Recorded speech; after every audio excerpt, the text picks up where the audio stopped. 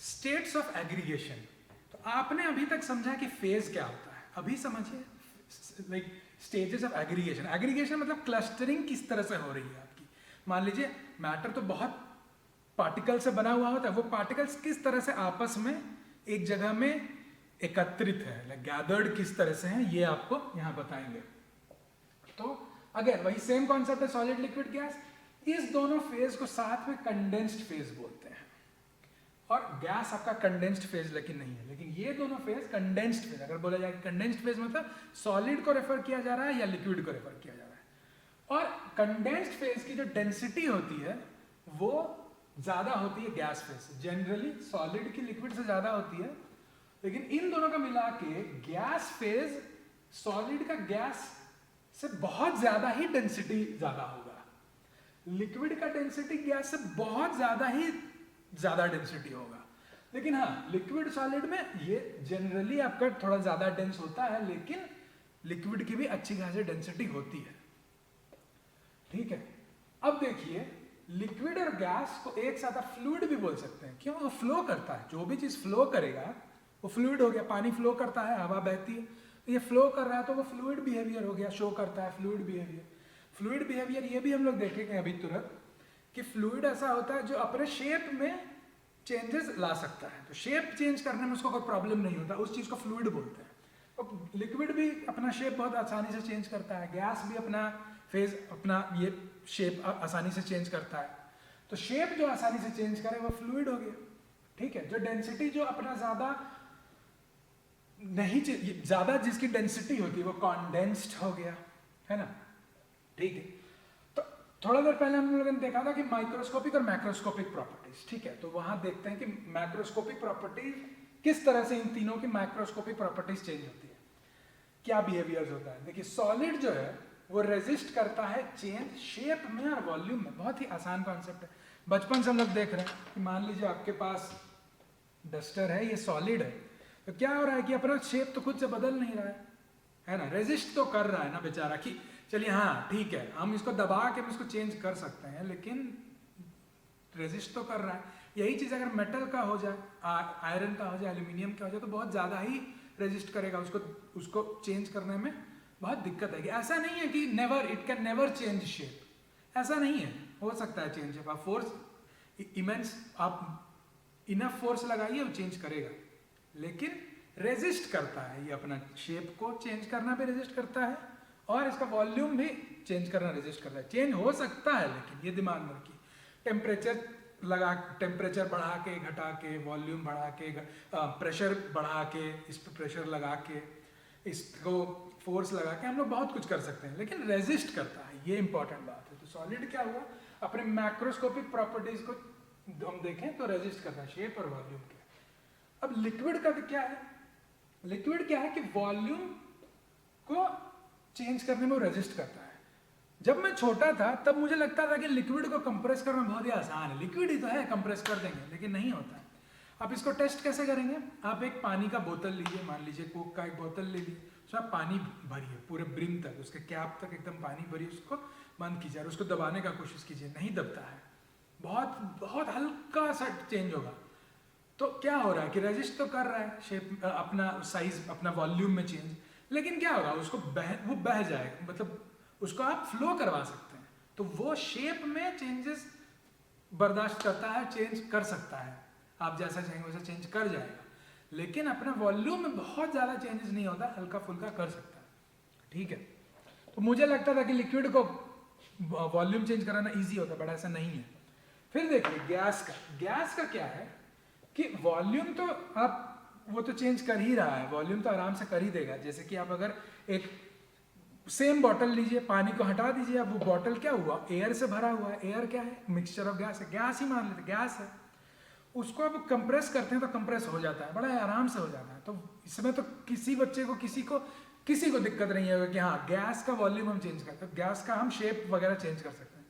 Volume का क्या, जब मैं छोटा था हमको लगता था वॉल्यूम कैसे, 1 लीटर अगर आपके पास गैस है, 1 लीटर ही गैस है ना, वॉल्यूम क्या, हम 1 लीटर 10 लीटर बना देंगे। ये कॉन्सेप्ट थोड़ा समझने वाला है कि मान लीजिए आपके पास एक सिलेंडर में जो आपका गैस, मान लीजिए आपने आपका गैस वहाँ पे भरा हुआ है, ठीक है।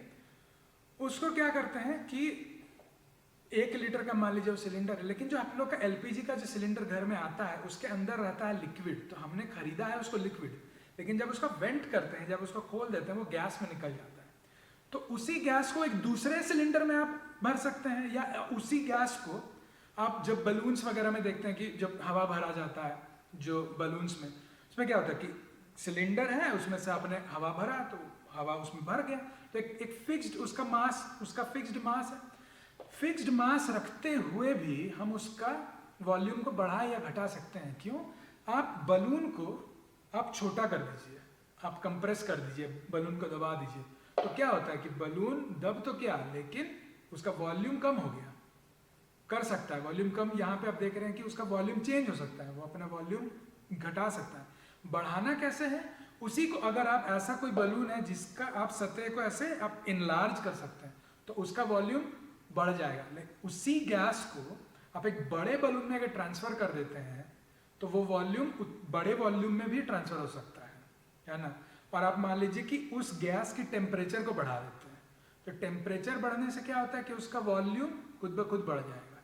ये हम थोड़ी देर में देखेंगे कि टेम्परेचर बढ़ाने से उसका वॉल्यूम कैसे बढ़ जाएगा या उसका प्रेशर कैसे इनलार्ज हो जाएगा। लेकिन ये समझिए कि अगर यहाँ पे हमने एक हीलियम गैस लाके या कोई भी गैस लाके हम लोग यहाँ पे उसका वेंट खोल दिया, तो वो गैस है ये पूरे रूम में वो फैल जाएगा। तो उसका वॉल्यूम क्या हुआ, एक जगह कंसंट्रेटेड नहीं रहा, ये पूरे गैस को पूरे रूम में वो फैल जाएगा। तो उसका वॉल्यूम क्या, वो पूरा बड़ा हो गया। रहा मान लीजिए 3 उसके अंदर पार्टिकल था, पार्टिकल 3 ही रहा, लेकिन वो फैल कहाँ गया, पूरे में फैल गया। कैसे? ये जो एग्रीगेशन जो है, ये जो हम लोग पढ़ रहे हैं कि स्ट्रक्चर ऑफ मैटर एग्रीगेशन कैसे हुआ, तो इसीलिए गैस को ही सबसे पहले देख लेते हैं कि मान लीजिए कि 3 आपके जो हीलियम के जो एटम्स थे वो रूम में है। अब वो क्या हो रहा है कि वो फ्री टू मूव है, उसके बीच में कोई अता पता ही नहीं है कि क्या, कोई एक दूसरे के साथ उतना इंटरेक्ट नहीं कर रहा है, कहीं भी जा सकता है। आज यहाँ पर है, 1 मिनट बाद उधर चला जाएगा, 3 मिनट बाद उधर चला जाएगा, कोई ठिकाना नहीं है, वो फ्रीली मूव कर रहा है, एक दूसरे के पास में है ही नहीं। तो क्या हो रहा है कि फ्री मूवमेंट हो रहा है, बिल्कुल एक दूसरे कंस्ट्रेंट नहीं है। फिर आईएम स्पेस मतलब क्या, इंटरमॉलिक्यूलर स्पेस। इंटरमॉलिक्यूलर मतलब क्या, एक दूसरे मॉलिक्यूल के बीच में। इंटर स्कूल जैसे आप लोग मान लीजिए मैच होता है, तो इंटर स्कूल मतलब क्या, एक स्कूल का दूसरे स्कूल के साथ। इंटरमॉलिक्यूलर मतलब क्या, एक मॉलिक्यूल का दूसरे मॉलिक्यूल के साथ। तो इंटरमॉलिक्यूलर स्पेस जो है इस मॉलिक्यूल के बीच में बहुत लार्ज होता है। किसके रेस्पेक्ट में लार्ज? एटम या पार्टिकल के खुद के साइज के रिस्पेक्ट में आपका लार्ज स्पेसिंग रहती है उसकी, है ना। तो इंटरमॉलिक्यूलर स्पेस आपका बहुत बड़ा होता है, कोई कंस्ट्रेंट नहीं, कितना भी बड़ा हो सकता है, ठीक है। इसीलिए क्योंकि आपका ये इंटरमॉलिक्यूलर स्पेस लार्ज हो सकता है, आप छोटा गैस अगर आप कंप्रेस करते हैं वो भी रहेगा, अगर आप बड़ा एक उसको कंटेनर दे देते हैं तो पूरे में फैल जाएगा। आप उसको छोटे में भी ला सकते हैं और आपको पूरे में भी फैला सकते हैं। आप एक बलून में भी आप गैस को बंद करके रख सकते हैं छोटे में, और बलून को फोड़ देंगे तो पूरे रूम में वो गैस फैल जाता है। तो यहाँ अगर कोई बंदा यहाँ पे अगर बलून फूटता है तो वहां तक गैस पहुंच जाएगा, तो कोई दिक्कत नहीं। तो इंटरमॉलिक्यूलर स्पेस आपका काफी लार्ज होता है। फिर क्या आता है, इंटरमॉलिक्यूलर फोर्स ऑफ अट्रैक्शन। अब अट्रैक्शन क्यों, 2 मॉलिक्यूल के बीच में अट्रैक्शन रहता है, ये हम लोग और आगे पढ़ेंगे कि इस तरह का जो एटॉमिक जो अरेंजमेंट होता है, जब बॉन्डिंग होती है तब अट्रैक्शन और रिपल्शन दोनों काम में आता है, ये हम लोग आगे पढ़ने वाले हैं। लेकिन अभी समझिए कि 2 पार्टिकल के बीच में एक फोर्स ऑफ अट्रैक्शन काम करता है, किसी भी 2 पार्टिकल के बीच में, कहीं भी, सॉलिड में हो, लिक्विड में हो, गैस में हो, कहीं भी हो। लेकिन यहाँ पे क्या होता है कि यही फोर्स ऑफ अट्रैक्शन बहुत ही कम होता है गैस में, इसीलिए आपका स्पेस लार्ज हो सकता है। स्पेस लार्ज है तो फोर्स भी स्मॉल हो रहा है ना। अब देखिए इसका जस्ट उल्टा में आ जाइए, अगर कोई सॉलिड है तो ये देखिए, तो ये जो स्मॉल पार्टिकल्स आप लोग देख रहे हैं एकदम क्लोज रखा हुआ है, जैसे कि यहाँ पे, यहाँ देखिए मैंने ऐसा दिखाने के लिए किया कि मान लीजिए अगर ये सॉलिड है तो उसके अंदर में इस तरह के पार्टिकल्स एकदम क्लोज रहेंगे, बिल्कुल पास में, इसमें बीच में एकदम बहुत कम जगह होगी। तो क्या होगा कि 2 जो मॉलिक्यूल है दोनों के बीच में एकदम इंटरमॉलिक्यूलर स्पेस बहुत कम है, एकदम सट के है सब कुछ, और फोर्स ऑफ अट्रैक्शन क्या हो रहा है, पास में आ गया, फोर्स ऑफ अट्रैक्शन क्या, वो बढ़ गया। तो काफी ज्यादा, इसी का जस्ट उल्टा, कि इंटरमॉलिक्यूलर स्पेस हो गया कम और इंटरमॉलिक्यूलर फोर्स ऑफ अट्रैक्शन हो गया ज्यादा। और क्या हुआ कि सुपर डिसिप्लिन, मैंने ऐसे ही लिखा है सुपर डिसिप्लिन, क्योंकि क्या हुआ कि ये हिल नहीं रहा है अपने जगह से, जहां बैठा दिए हैं बैठ गया है। एक और कॉन्सेप्ट था इनर्शिया, क्या उस तरह के भी समझ सकते हैं कि रेजिस्ट कर रहा है अपने चेंज को, मतलब चेंज होगा बट रेजिस्ट करेगा। जो सॉलिड की प्रॉपर्टी हमने यहाँ पे देखी कि रेजिस्ट चेंज करता है जो मैक्रोस्कोपिक में, तो मैक्रोस्कोपिक जो प्रॉपर्टी आपको दिख रही है उसका रीजन यही है कि वो मॉलिक्यूलर लेवल पे जाके अगर आप देखें माइक्रोस्कोपिक लेवल पे उसको समझिए कि हो रहा है क्यों। माइक्रोस्कोपिक जो एटम मॉलिक्यूल जैसे बिहेव कर रहे हैं उसके कारण आपका यहाँ पे चेंजेस आ रहा है ना। तो आपका सुपर डिसिप्लिन और रेजिस्ट चेंजेस इस तरह का कुछ होगा सेटिंग, जहाँ पे आपका पूरा एकदम पास पास में है, जगह बहुत कम है थोड़ा बहुत, लेकिन जगह ऑर्डर्ड है बहुत ज़्यादा।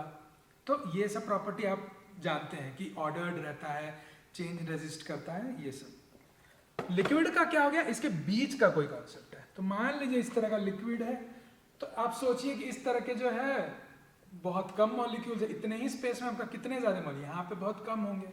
और क्या हो गया, फ्रीली मूव कर रहे हैं, ठीक है, इसका वॉल्यूम चेंज नहीं हो रहा है। आप ये उड़ के दूसरे जगह जैसे गैस में नहीं कर रहा है कि गैस तो इधर से उधर इधर तो इधर कर रहा है, वो नहीं है, लेकिन ये अपने में ही फ्रीली मूव कर रहा है। इस दोनों के बीच का प्रॉपर्टी हो गया ये कि चलिए ये तो कुछ भी नहीं कर रहा है, ना वॉल्यूम में चेंज हो रहा है ना शेप में, ये दोनों में चेंज कर रहा है। लेकिन ये क्या कर रहा है, सिर्फ आपका जो शेप में उसमें चेंज अकोमोडेट कर सकता है। क्यों, क्योंकि पार्टिकल्स बहुत पास में नहीं है लेकिन बहुत दूर भी नहीं है, मतलब एक मॉलिक्यूल दूसरे को उतना भी फ्रीली नहीं छोड़ रहे हैं कि हाँ वो उधर चला गया, तो फोर्स ऑफ अट्रैक्शन है, उतना भी वीक नहीं है कि इधर से उधर चला जाए, जो कि गैस में बहुत ज्यादा ही वीक अट्रैक्शन है ना। तो ये प्रॉपर्टी उसके बीच में आ गई थी, इन बिटवीन, ठीक है, ये सब आपको पता है। फिर भी तो आप समझिए कि गैस, सॉलिड लिक्विड गैस के बीच में स्टेट्स ऑफ एग्रीगेशन कैसे चेंज होता है। ये इस तरह से आप समझ सकते हैं कि पार्टिकल्स कितने दूर कितने पास हैं, पास होने में आपका मॉलिक्यूल का एनर्जी ज़्यादा है, फोर्स ऑफ अट्रैक्शन ज़्यादा है, स्पेस कम है, और इसी का उल्टा हो रहा है आपका गैस में।